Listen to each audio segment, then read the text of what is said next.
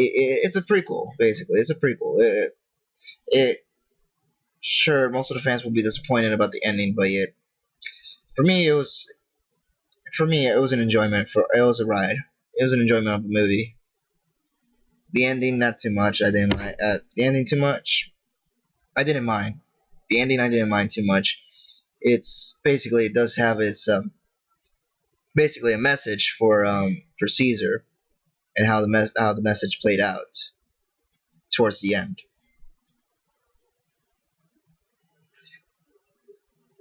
And that's my 2 cents right now. I'm done.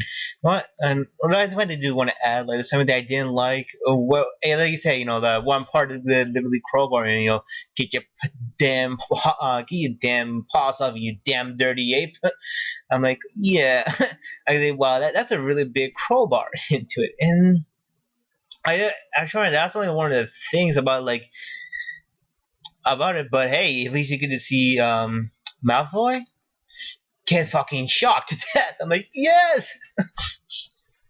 Yes, the child actor who played Malfoy from Harry Potter is inside the movie. Oh yeah, spoilers. Spoiler right there, but but I'm not done. I'm not done. Okay. Spoiler on that one for him dying in the movie, but yet I can honestly say this: I did not see that really. I did not see that coming until Christian pointed it out to me, saying it was Malfoy. But I don't know the actor's name, so I'm just saying the character's name from the Harry Potter movie, basically. So Malfoy is in it. That's the child actor who played Malfoy is in this movie, and like I said, I didn't realize it. Right, sure.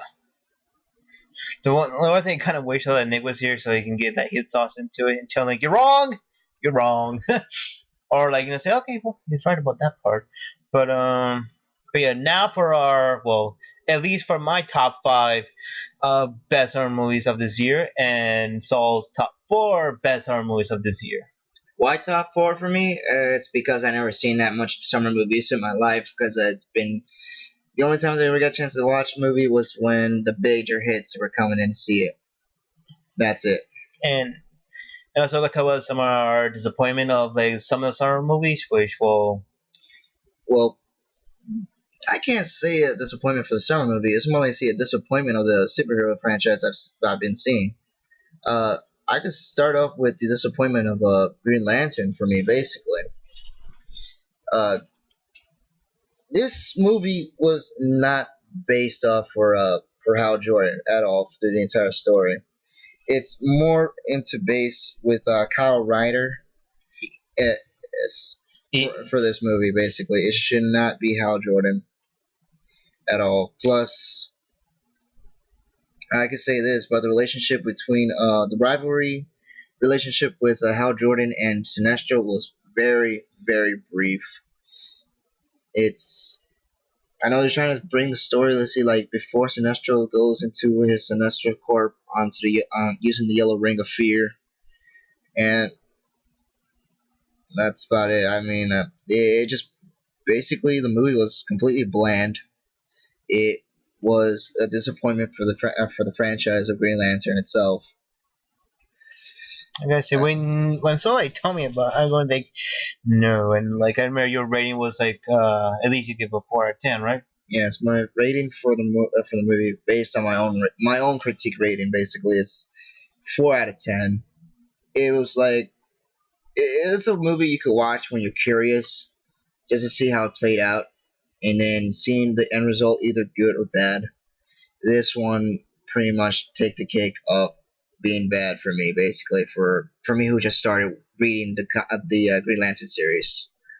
And like I said, it's been kind of to the point because the fact like DC, this is like it's could be that kind of big movie. The fact like DC could have like gotten apart, but like somehow like Marvel have been really dominating like their movie franchises like now. The only thing that DC has going for them is actually Batman. Batman's the only thing they can never fuck up, unlike Batman Forever and also Batman and Robin. Well, but having the critique of Batman Begins and also The Dark Knight, actually sort of superb movies. Unlike Dark Knight, though. Dark Knight is like the biggest superb movie I've seen in my life. And I want to say was I don't like it. This is well, it's my thoughts on like Batman Forever. I didn't think it was a fuck up. I just think like well, it should have done like probably a little bit more better than it was. Like especially with just Two Face. Like if it would have fixed Two Face, I think it could have been like a little more better movie. Like it was still a good movie. It just like it still could have gone that one like a little more better than it was. Like with Jim Carrey's The Riddler. Like Jim Carrey's The Riddler was not bad.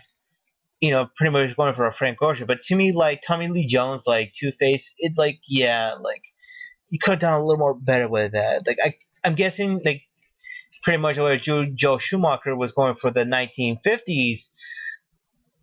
No, 1960s Batman Adam West show. Which okay, I get that. But like I said, you could have done like a lot better with the Two-Face character. A lot better than was shown. Mm-hmm. But yeah, enough with that. Apparently, we just fucking derail the fucking subject. It happens. Yeah, like it usually happens. Whenever we try to stay on topic, it usually just jumps to another topic, and we just end up expressing our own opinions. So either you deal with it or hate us. I really don't mind. And I just realized we should have put that like in the beginning, like warning. The host both the hosts are going to derail some of the conversation. So please try to enjoy and try to keep up with us. Hope they heard that. I don't think they did on that one. But great job of actually muffling that, but yeah, I don't care.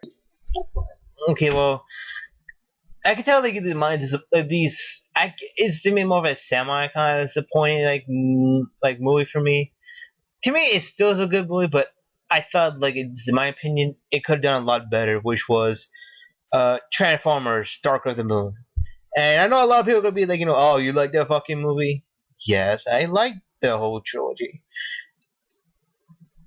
Where I think that the whole flaws about it was just the fact like. At least with this movie in particular, it just seemed like Michael Bay said, you know what? This is the movie I can get away with anything. And we did that right in the beginning of it, when pretty much you get to see like, oh, you get to see like the presidents, whatever, and like, didn't, and the president impersonation. Well, I really gotta say, they fuck it up really good on that part. I can say, wow. Like I said, President Nixon doesn't look like President Nixon. John F. Kennedy doesn't look like John F. Kennedy. President Barack Obama doesn't look like President Barack Obama. And I've seen like better impersonations, and I can name like three. I can name three like better impersonations. The first one that came up to mind is watching a movie when they have like an actor look like Richard Nixon, which I mean, yeah, I do see it kind of falls to that movie. And yeah, like the whole like, makeup on it, it could have done a little better, but at least it sounded like it actually does look like Richard Nixon. And I try to remember like okay, and also Frogs and Nixon, like an art house movie. I would have like the Nixon impersonation does look like Nixon. And to me, the most biggest like wow kind of factor the fact like this pretty much a country that has literally like no American fucking influence on it. Like this is pretty much a show I watched that's did not air. The show I watched not air all anywhere around America. And for those who know, it's a British channel. It's a British show. For those who may or may not know, yes, it's fucking Doctor Who. There was an episode that showed like a Richard Nixon impersonator, and I gotta say, this is a British fucking show. A British fucking show got more of a better impersonators of the fucking Nixon than fucking Transformers. Like this is one of the things that to me like it fell apart. And like to me like the ending, it was great. Yes, it was. But you literally have like an hour and a half of just more bullshitting around. Like I said, it was good, but I think I've done like a lot better. To me, it just felt like kind of disappointing. Like I say, it was good, but yeah. Thank you, Christian, for your stupid and informative speech, which nearly put me to death about how much you hated the movie. Woohoo! Can I say I hate it? Don't care, you still hated the movie anyway. Unlike me, I ended up watching the movie. I did like it at first, but until I started watching some other reviewers I love to watch, they made me completely change my mind. Oh, so now who's the one who hate the movie now? I can't say I hate the movie. I'm not saying I hate the movie. I'm disappointed how much the reviewers I watched, and also like Spoonie, Brad Jones, Nostalgia Critic, basically Dog Walker is Nostalgia Critic, but those three are the ones who end up telling me to see how much they see. Basically, Brad Jones hated the movie. Spoonie hated the movie. Nostalgia Critic was a little bit lenient, but he ends up saying that the top is the same thing we've seen on this whole trilogy. And yet, I gotta admit, the first one is better than the three. But like I said, I'm not saying I hate the movie, but they made me realize it, and also made me change my opinion about it. So I'm not saying I'm putting a lot of hate in the movie. Okay, I'm just saying my opinion's been changed. Going on after that, let's see. The next movie was basically something Christian watched, and not me. Is X-Men First Class. Tell us why and bored us to death, please. No. Like, are we doing our top 5 like right now? I don't care. We're basically talking about the movies we've seen. Oh, and then we put it down on our list later. Okay, like X-Men First Class, where I haven't seen. I fucking love it. And I say right now, like, I don't want to spoil anything, but about my top 5. But I can say like I fucking love it. I love everything to do with it. I'm really hoping they keep going like this. Sure, that's all I say. I fucking love the hell out of the movie, and in my opinion, it was a lot better than Captain America and Thor. But doesn't mean I don't like those. I didn't mean I love those other movies.